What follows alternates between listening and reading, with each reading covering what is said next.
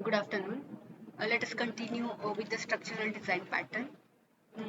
Next design pattern is composite object structural pattern. So the intent of composite design pattern is it composes objects into tree structure to represent part whole hierarchy. Composite lets clients treat individual objects and composition of the object uniformly.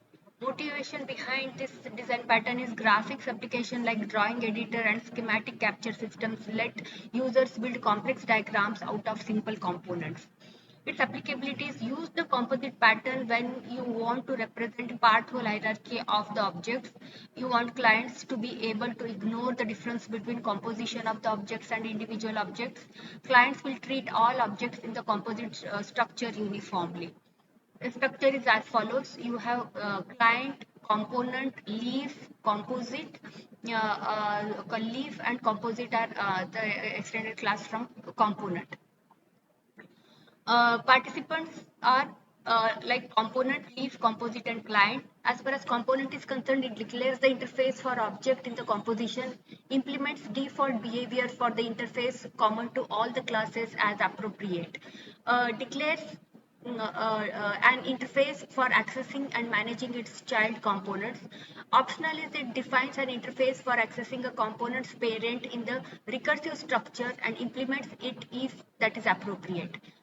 Leaf is it represents leaf objects in the composition. A leaf has no children. It defines behavior for primitive objects in the composition. A composite defines behavior for components having children. It stores child component. It implements child related operation in the component interface. Client manipulates object in the composition through the component interface. Collaboration. So client use component class interface to interact with objects in the composite structure. If the recipient is a leaf, then the request is handled directly. If the recipient is a composite, then it usually forwards the request to its child components, possibly for performing additional operations before and or after forwarding. Consequences are it defines class hierarchy, makes the client simple, makes it easier to add new kinds of components. It can make your design overly general. With respect to define class hierarchies, it defines the class hierarchy consisting of primitive objects and composite objects.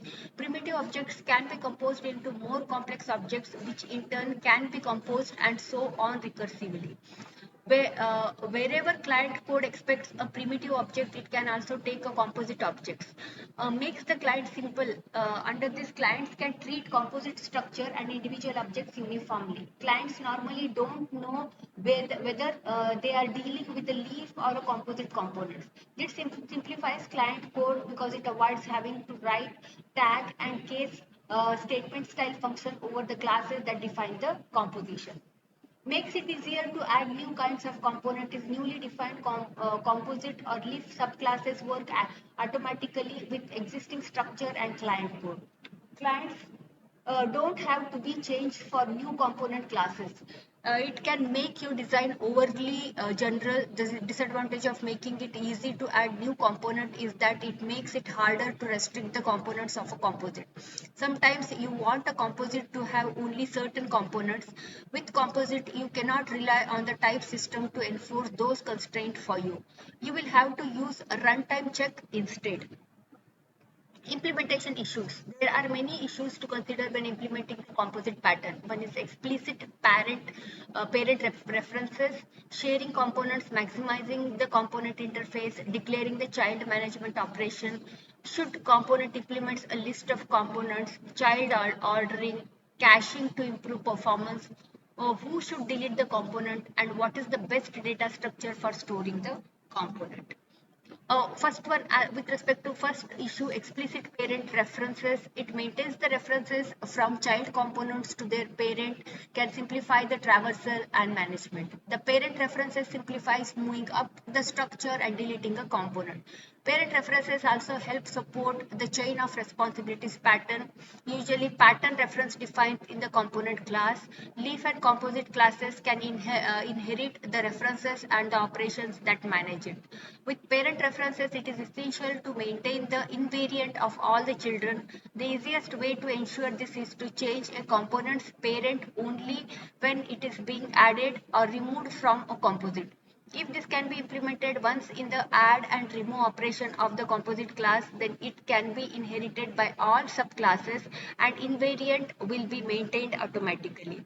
Sharing components. Useful to share components, for example, to reduce storage and requirements. When a component can have no more than one parent, sharing components becomes difficult. And solution for this is children to store multiple parents, but this can lead to ambiguities as a request propagate up the structure. The flyweight pattern shows how to revoke a design to avoid storing parents altogether. Children can avoid sending parent requests by externalizing some or all of their states. Maximizing the component interface. Goals of the composite pattern is to make clients unaware of the specific leaf or composite classes they are using. And this could be achieved by defining more common operations for composite and leaf classes as possible. The component class usually provides default implementation for these operations and leaf and composite subclasses will override them. This sometimes makes operation to be defined that doesn't make sense for subclasses. Define a default operation for child access in the component class that never return any children. Leaf classes can use the default implementation but composite classes will re-implement it to return their children. Declaring the child management operation. The composite class implements the add and remove operation for managing the children.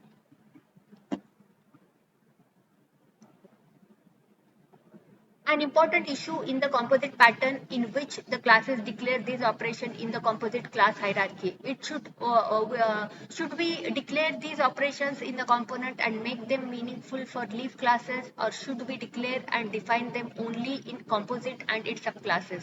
This decision involves a trade-off between safety and transparency. Defining a child management interface at the root of the class hierarchy gives you transparency because you can treat all the components uniformly.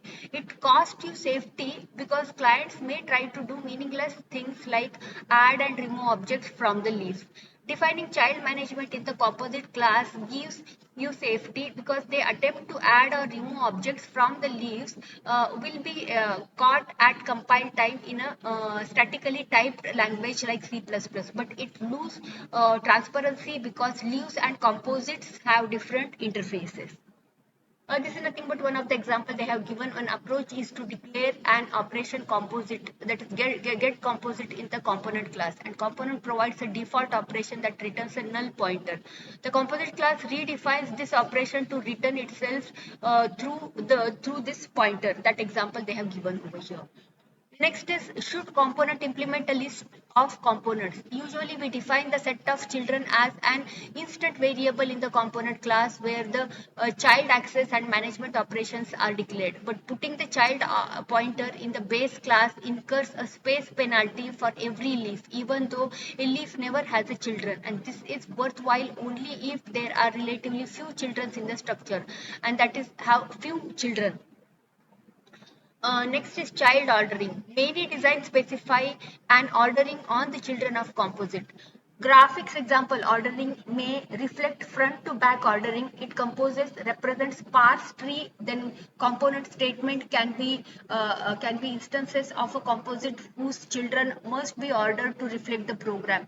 When child ordering is an issue, one must design child access and management interfaces carefully to manage the sequence of children. The iterator pattern can guide you in this. Next issue is co- uh, caching to improve performance.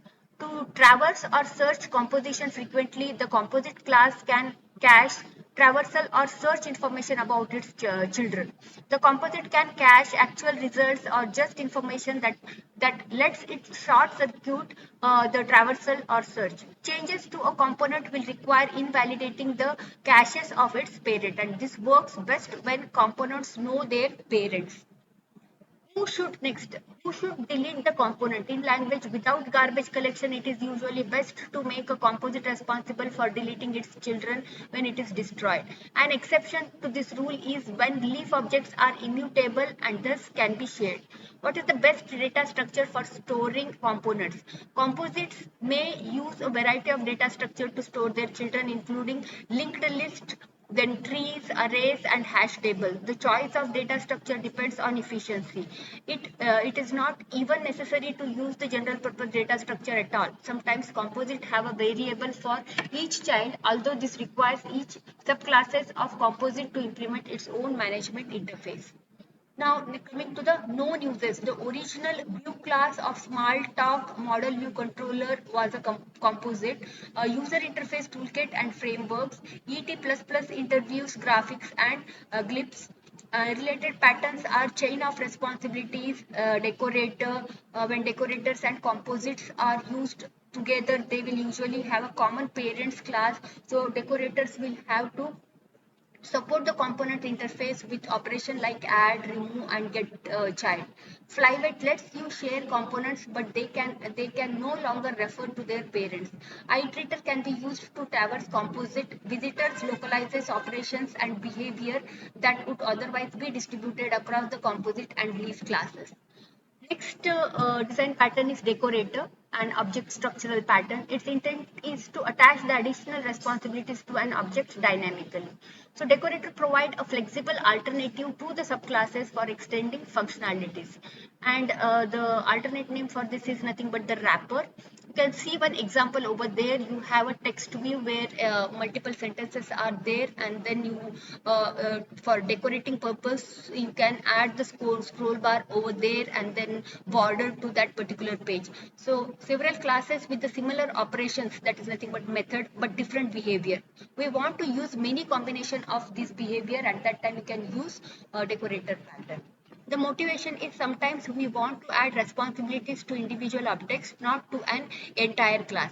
A graphical user interface toolkit, for example, should let you add properties like border or behavior like scrolling to any user interface component. One way to add responsibility is with inheritance.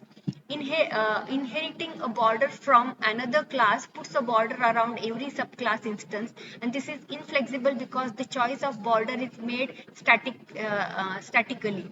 A client cannot control how and when to decorate the component with a border. A more flexible approach is to enclose the component in another object that adds the border. The enclosing object is called a decorator.